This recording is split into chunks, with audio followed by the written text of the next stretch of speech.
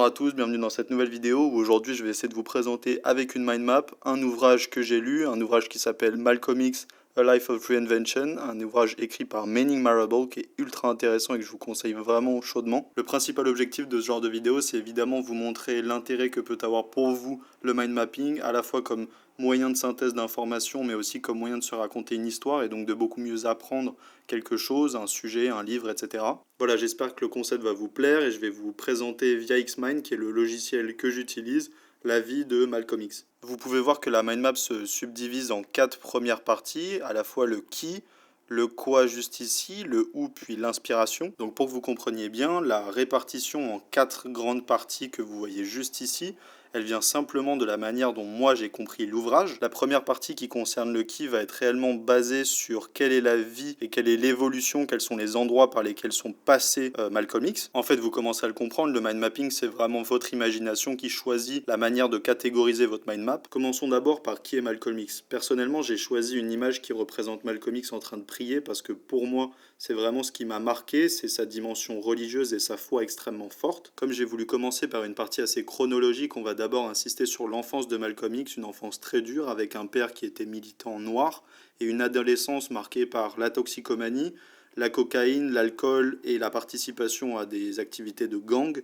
en plus d'une pauvreté et d'une réelle malnutrition. Bon, vous allez voir que dans ma mind map, à des moments, je vais choisir des images qui, pour vous, peuvent être totalement déconnectées, mais pour moi, vont faire sens et vont faire une espèce d'association d'idées qui vont vraiment marquer ma mémoire. Là, l'exemple que je vous donne, c'est une image que j'ai en tête sur l'utilisation de la cocaïne à l'Eurovision par nos confrères italiens. Ce qui est assez incroyable dans l'histoire de Malcolm X, c'est que c'est justement ces activités de gang, des activités extrêmement dangereuses, extrêmement mauvaises pour lui, qui vont le faire envoyer en prison, et la prison, paradoxalement, sera le lieu d'une réelle résurrection, notamment pour sa foi. Et c'est justement dans cette prison que Malcolm X fera la lecture des cahiers de prison d'Antonio Gramsci, un ouvrage qui va vraiment faire office de bombe intellectuelle pour lui. Et c'est notamment à travers des débats, de nombreux débats d'ailleurs, que Malcolm X se rendra compte de son identité noire, de ce que certains penseurs appelleront la négritude, et qu'il fera une rencontre assez incroyable avec l'islam, une rencontre assez évidente, à la fois à travers le culte, mais aussi à travers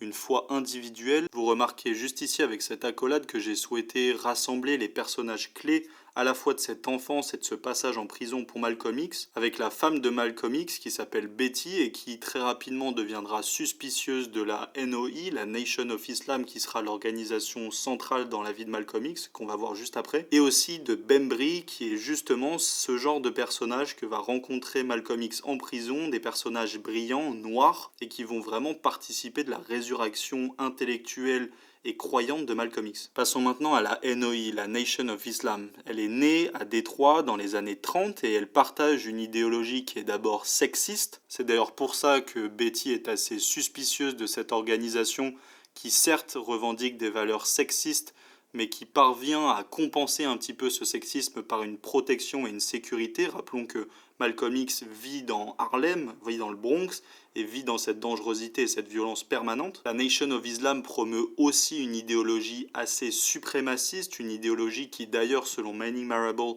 est assez éloignée d'un islam orthodoxe et qui sera d'ailleurs et qui est toujours d'ailleurs considérée comme une secte par la majorité des organisations musulmanes. Bon, à des moments, ne vous étonnez pas si vous ne comprenez pas trop les images que j'ai choisies. Par exemple, sur la case suprémaciste que vous voyez juste ici, la peinture que j'ai choisie est en fait une peinture qui est tirée d'un mouvement qu'on appelle le suprémacisme, notamment dont le représentant est Malevich. Et c'est vraiment pour insister sur le fait que le mind mapping doit être personnalisé, votre mind map doit vous ressembler, doit faire penser qu'à vous et à votre imagination. Et c'est les connexions et les associations d'idées qui permettront de rendre votre mind map hyper vivante et hyper facile à apprendre. Et ce qui est notamment incroyable avec l'idéologie de la NOI, c'est que vous y verrez des personnages extrêmement charismatiques, notamment comme ce personnage que vous voyez juste ici. Et vous pouvez même voir, je trouve, au regard de Mohamed Ali, le fameux, le grand Cassius Clay, à quel point celui-ci respecte comme une sorte de charisme divin ce personnage et ce penseur. Sauf que voilà, l'idéologie que promeut la NOI est une idéologie de la division, une division qui sépare les blancs associés à des démons, à des suprémacistes, aux croyants, qu'ils soient asiatiques, noirs, donc de toutes les personnes racisées autres que les blancs. Malcolm X, au sein de la NOI, eh ben, ce sera d'abord un prêcheur, puis ensuite un réel ministre de la NOI. Et Malcolm X se sentira particulièrement impliqué à l'idée de fortifier le tiers-monde, de rendre un réel collectif entre les pays participants au tiers-monde. D'ailleurs, c'est pour ça que j'ai choisi cette image qui représente une map monde avec les pays participants à la conférence de Bandung de 1955. Sauf que justement, ce qui est incroyable dans cet ouvrage, dans cette biographie, c'est qu'on se rend compte à quel point les voyages, et notamment la rencontre de Malcolm X avec l'Afrique, comme je le note juste ici, ces voyages en Afrique seront l'occasion d'une réelle ouverture de la conscience de Malcolm X, où il y fera notamment la rencontre de nombreux présidents lorsqu'il sera ministre de la NOI, et c'est surtout son pèlerinage fait à la Mecque en 1964 qui fera pour lui office d'une réelle réalisation que la NOI est en fait une organisation particulièrement raciste. Et justement, j'ai voulu lier cette partie sur le pèlerinage en 1964 à la Mecque au fait que Malcolm X sera très rapidement exclu de la NOI, même d'une certaine manière ostracisé, et qu'en 1965, comme on peut le voir sur cette très triste image, on voit l'assassinat et même les impacts de balles de Malcolm X,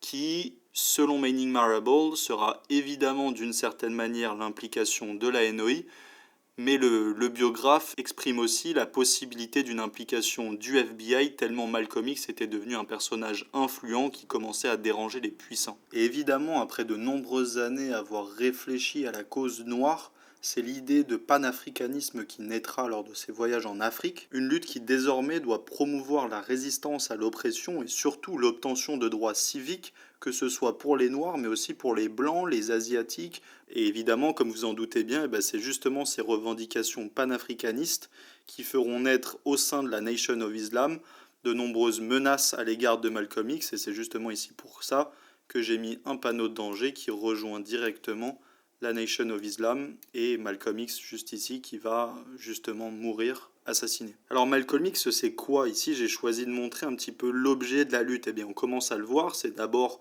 une lutte pour des droits. Évidemment, Malcolm X va constituer un réel rempart symbolique et un rempart rhétorique à l'avènement du Ku Klux Klan. Des droits civiques évidemment, mais aussi des droits pour les populations noires. Les deux branches que vous voyez ici qui rassemblent à la fois la conférence de Bandung et surtout le mouvement des Garvéites avec Marcus Garvey qui en est le leader et qui va promouvoir une union, une unification d'une certaine manière des descendants des populations africaines partout dans le monde, donc notamment aux États-Unis. Et en plus de ça, la conférence de Bandung de 1955 dont j'ai parlé tout à l'heure qui va promouvoir quant à elle un anticolonialisme. Bon, et en fait, j'ai voulu marquer l'idée de cette convergence entre ces deux mouvements par simplement une courbe convergente en mathématiques. Passons maintenant à l'avant-dernier point qui est la localisation. Et bien en fait ce sera très rapide. Malcolm X a principalement évolué à Détroit et ensuite à New York, notamment à Harlem. Et j'ai voulu terminer cette mind map en insistant sur l'inspiration colossale qu'a généré Malcolm X. D'abord pour ses revendications anticolonialistes et notamment l'intervention des États-Unis au Vietnam. On sait que Martin Luther King était d'une certaine manière aux antipodes de Malcolm X parce que son militantisme était en fait